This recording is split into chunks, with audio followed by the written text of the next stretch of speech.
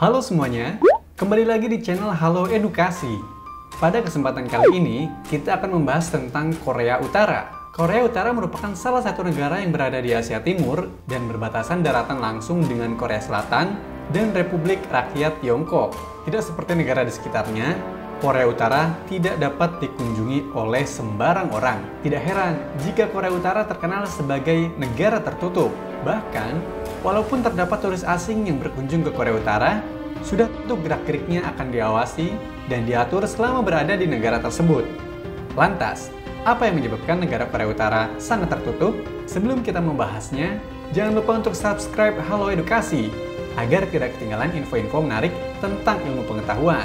Alasan pertama, karena pengaruh Cina yang kuat. Para sejarawan percaya jika awal mula Korea Utara menjadi negara tertutup dimulai sejak abad ke-14, tepatnya ketika masa kepemimpinan dinasti Joseon.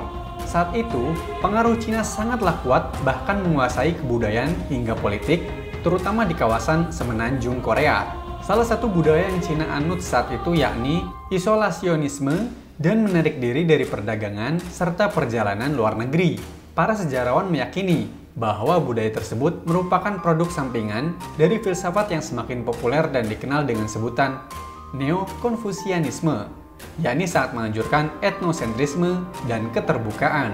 Etnosentrisme adalah penilaian terhadap kebudayaan lain atas dasar nilai dan standar budaya sendiri.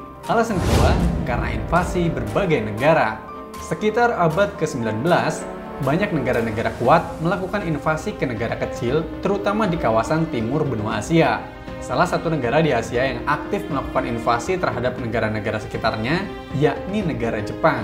Tidak hanya daratan Cina saja yang menjadi incarannya, tanah Korea juga tak luput dari invasi Jepang. Hal inilah yang membuat Korea Utara khususnya semakin mengisolasikan diri demi melindungi rakyat dan wilayahnya saat itu. Selain Jepang, negara-negara barat juga berusaha menjangkau semenanjung Korea melalui jalur perdagangan. Akan tetapi, tidak membuahkan hasil.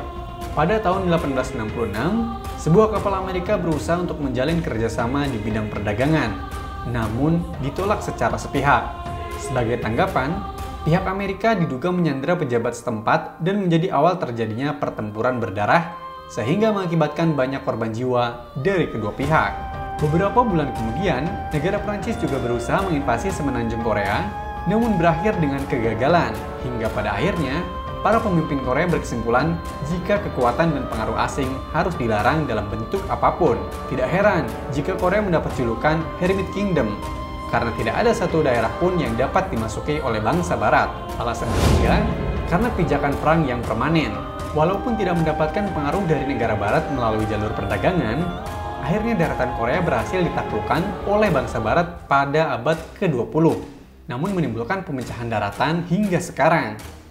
Pemecatan daratan Korea menjadi dua bagian, yakni Korea Selatan dan Korea Utara, terjadi saat Perang Dunia II. Saat hal tersebut terjadi, pecahan negara Korea menjadi wilayah kekuasaan negara Amerika dan Uni Soviet.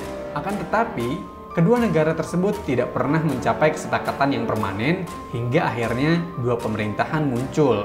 Dari pihak Soviet yang saat itu dipimpin Joseph Stalin, mengangkat Kim Il-sung sebagai pemimpin Korea Utara. Kim Il-sung memerintah Korea Utara selama lebih dari 50 tahun hingga akhirnya digantikan oleh anaknya, Kim Jong-il, dan berlanjut kepada cucunya yakni Kim Jong-un. Perang yang berujung pemecahan daratan tersebut justru membuat Korea Utara menjadi semakin mengisolasikan diri. Alasan keempat, karena teori kemandirian. Konflik yang terjadi antara Korea Utara dan Korea Selatan membuat keduanya terus-menerus saling berperang.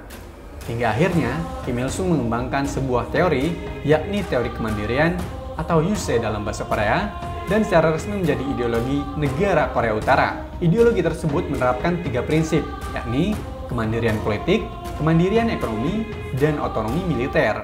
Yusei membuat Korea Utara menjadi negara sangat tertutup terhadap negara-negara luar. Yusei juga digunakan untuk mempertahankan rezim keterasingan yang terus berlanjut dari negara-negara sosialis dan juga kepribadian para pemimpinnya. Alasan kelima, runtuhnya Uni Soviet dan poros kejahatan. Seiring berjalannya waktu, hubungan antara Cina dengan bangsa Barat semakin membaik.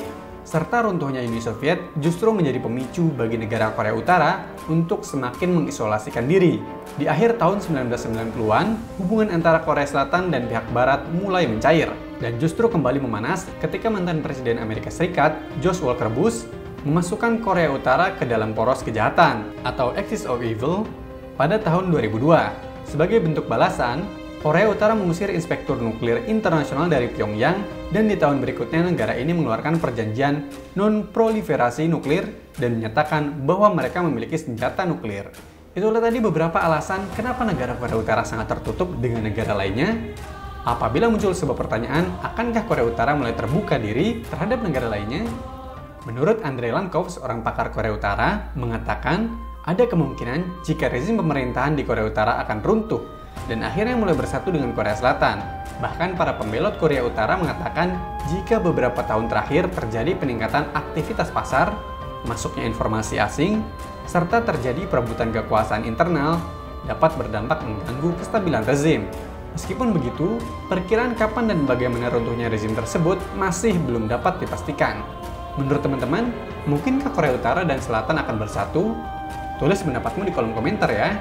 Jangan lupa untuk like, subscribe, dan nyalakan lonceng notifikasi agar tidak ketinggalan video-video dari Halo Edukasi.